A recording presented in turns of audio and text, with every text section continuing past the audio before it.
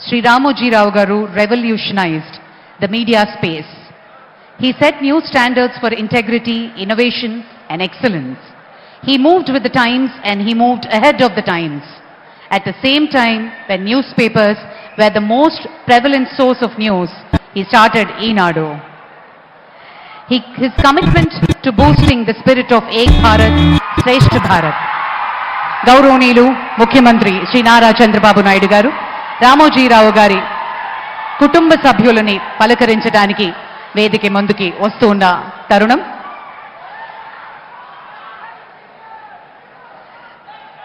Shri CH Kiran గారు ఎండి ఈనాడు, శ్రీమతి శైలజా కిరణ్ గారు మార్గదర్శి chit funds ఎండి, శ్రీమతి విజయేశ్వరి గారు ఎండి ఆర్ఎఫ్సి, అలాగే రాజేష్ వీరేంద్రదేవ్ గారు, శ్రీమతి సహరి గారు, శ్రీ వెంకట్ అక్షయ్ గారు, శ్రీమతి బృహతి గారు, శ్రీ వినయ్ గారు, శ్రీమతి సుహానా గారు, mister Sujay and mister Divija కుటుంబ సభ్యుల్ని పలకరిస్తున్నటువంటి క్షణాన్ని మనం చూస్తున్నాము.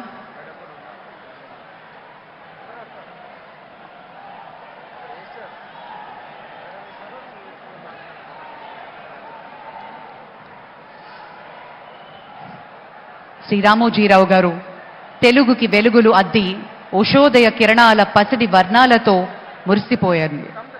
ఆయన భావితరానికి పాత్రికేయులకి ఒక మార్గదర్శిగా నిలిచారు.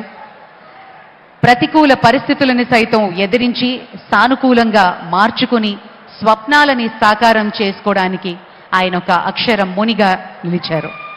ఈనాటి ప్రపంచ పరిస్థితులను సమగ్రంగా మన ముందుంచారు ఈనాడు ద్వారా. అపారమైనటువంటి సాహిత్య విలువలు కలిగిన చతుర, మహిళలందరి కోసం ప్రత్యేక వసుంధర. ఇలా ఆదివారం వస్తే ఈనాడు ఆదివారం అనుబంధం.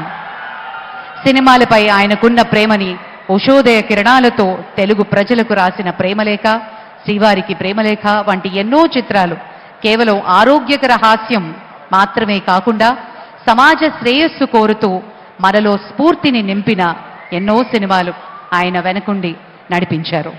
సంగీతం మీద ఆయనకున్న మక్కువ ఇప్పటికీ ఎంతో మంది గాయకులకు ఆరంగేట్రం అందించిన, సమగ్రంగా ఆయన అందించిన చేయూత ఒక ఆరోగ్యకరమైన సమాజానికి దోహదపడింది అని ఖచ్చితంగా ఈ సందర్భంగా చెప్పుకోవాలి.